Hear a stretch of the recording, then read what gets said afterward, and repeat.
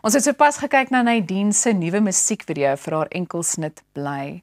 Well done. Dankie, ek is so opgewonde. Dit is nou die eerste keer wat ek dit ook op 'n groot skerm sien.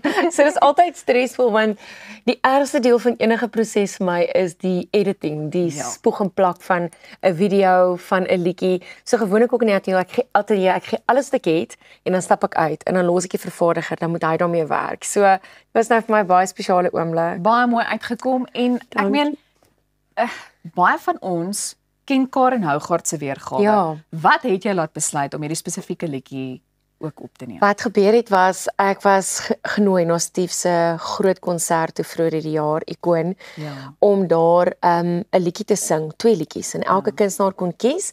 Jy kan enige 2 liedjies van hom sing, een op jou eie en een as 'n duet. En vir my was Kaapse Draai 'n logiese besluit gewees na soveel jaar om dit te vier en dit saam met hom te sing. Ek en Steve kry miskien een keer in 10 jaar die kans om Kaapse Draai saam te sing. Maar toe sê my ma vir my, maar luister hierso, hoekom die tweede liedjie saam met Steve, hoekom kies jy nie iets in plaas van dit wat hy gesing het? Kies iets wat hy geskryf het. En weet, maak dit deel van jou huldeblyk.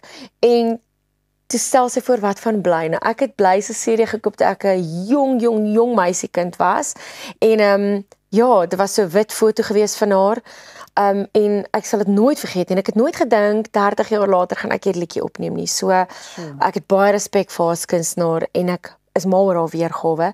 So hierdie ene se uitvoering is 'n bietjie anders as haar. Ek dink dit is belangrik om iets anders te doen as 'n oorspronklike weergawe.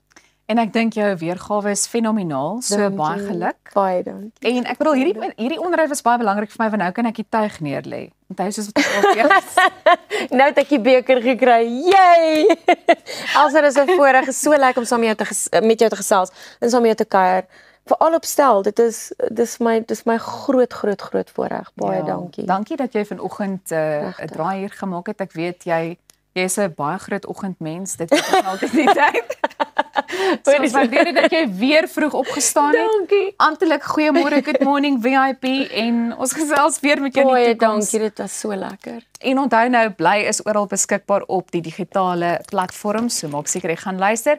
Baie dankie dat julle saam gekuier het. Sien julle môre weer hier op Goeiemôre, good morning.